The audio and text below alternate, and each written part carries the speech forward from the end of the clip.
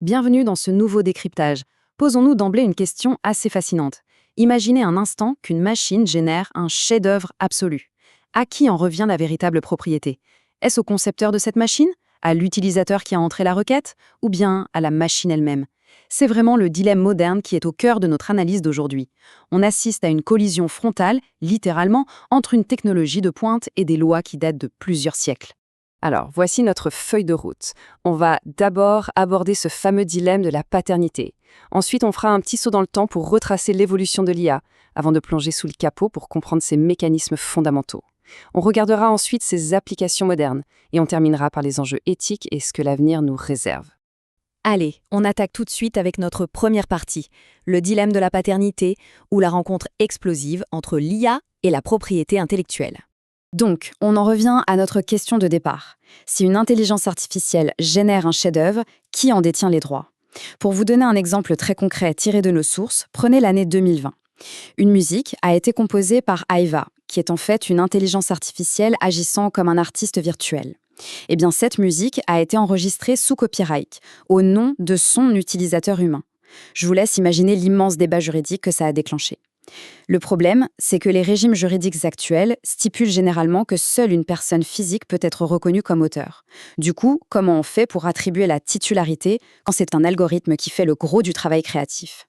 C'est un vrai casse-tête. Ok, plongeons là-dedans pour y voir plus clair. Si on regarde l'impact de l'IA sur la propriété intellectuelle, ça se divise en fait en 4 grandes forces. On a d'abord les défis éthiques, ensuite le besoin évident d'adapter les lois actuelles, puis la gestion avec les cadres juridiques déjà existants, et enfin l'apparition de toutes nouvelles opportunités économiques. Chacune de ces forces tire notre société dans une direction un peu différente. Ça montre bien à quel point la question est profonde et touche à peu près tous les niveaux. Et trouver l'équilibre entre cette innovation fulgurante et la protection juridique, c'est extrêmement délicat. Prenez les plateformes génératives qu'on connaît bien comme DALL-E ou Midjourney.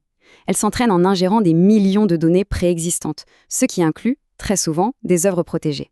Donc d'un côté, on a la création d'images spectaculaires et des avancées techniques inédites, c'est génial. Mais de l'autre, on a des artistes originaux dont le travail a littéralement nourri ces algorithmes et qui demandent à ce qu'on défende leurs droits. Du coup, le débat se concentre très souvent sur ce qu'on appelle l'usage équitable. C'est une énorme zone grise en ce moment, où les arguments fusent de tous les côtés, sans qu'il y ait encore de prise de position définitive dans les lois actuelles. Ce qui nous amène à notre deuxième section, l'évolution de l'IA, de la philosophie antique jusqu'à l'apprentissage profond.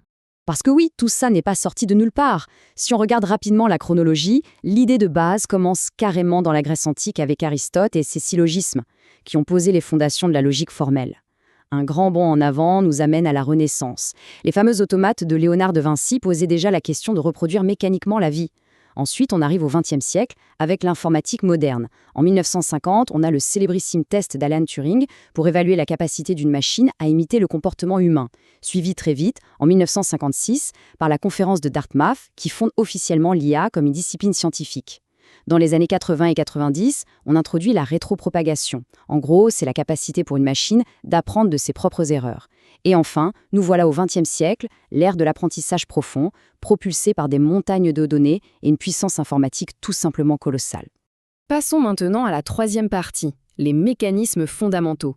Qu'est-ce qui se passe exactement dans le cerveau de cette machine? Le point crucial à retenir ici, c'est que l'intelligence artificielle, c'est pas de la magie. Pas du tout. C'est en fait la combinaison de 3 piliers absolument indispensables. Premièrement, des ensembles de données massifs pour l'apprentissage. Deuxièmement, des algorithmes mathématiques, comme les arbres de décision ou les réseaux de neurones, pour traiter toutes ces informations.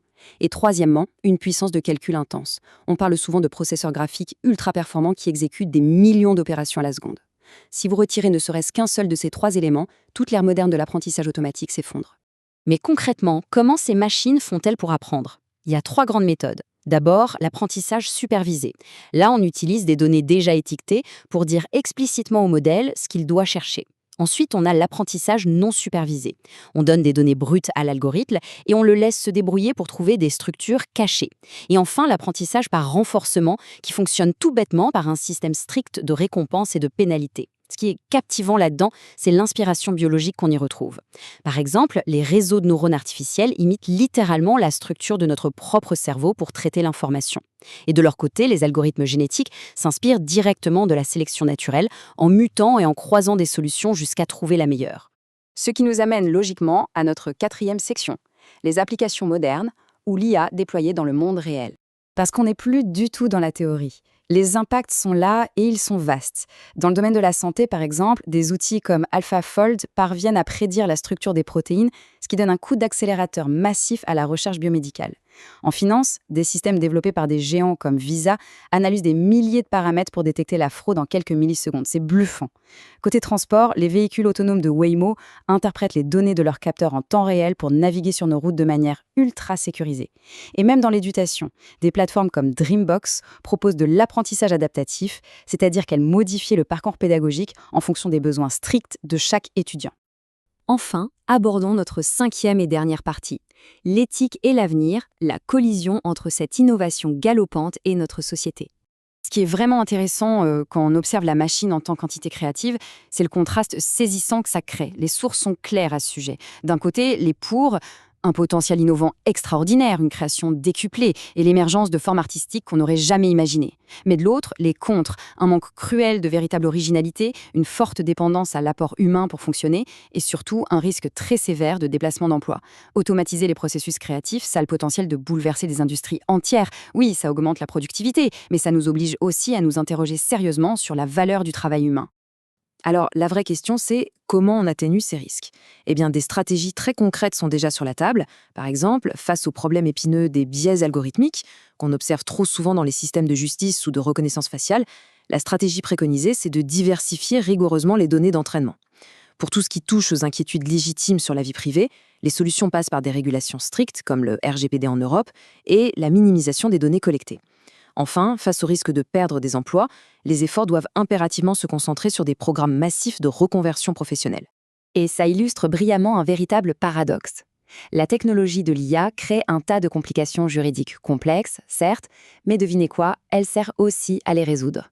Aujourd'hui, l'intelligence artificielle est déployée pour surveiller en continu les droits numériques, détecter automatiquement les violations de droits d'auteur ou de marque parmi des millions de contenus en ligne, et elle peut même conduire des analyses prédictives pour évaluer les chances de succès lors de litiges devant les tribunaux. C'est un peu le serpent qui se mord la queue, non ? Donc pour aborder tous ces défis de front, l'avenir va reposer sur quelques étapes cruciales. Il va falloir réviser nos lois actuelles pour reconnaître et définir très clairement qui est responsable des œuvres générées. Il faudra aussi établir de nouvelles réglementations éthiques tout en renforçant les cadres qu'on a déjà. Et ça passera forcément par une collaboration internationale. Parce que soyons clairs, l'innovation technologique se moque complètement de nos frontières géographiques. Pour terminer, je vous laisse sur cette interrogation fondamentale. Comment notre société va-t-elle réussir à adapter ses lois à une réalité où les machines peuvent non seulement apprendre, mais aussi créer? On l'a vu, de la logique d'Aristote dans la Grèce antique jusqu'aux algorithmes ultra complexes de deep learning qui remettent en cause la définition même de ce qu'est un auteur, le chemin parcouru est tout simplement fascinant.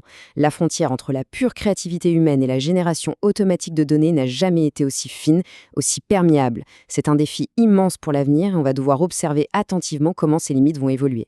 Merci beaucoup de m'avoir accompagné dans cette analyse et à très bientôt.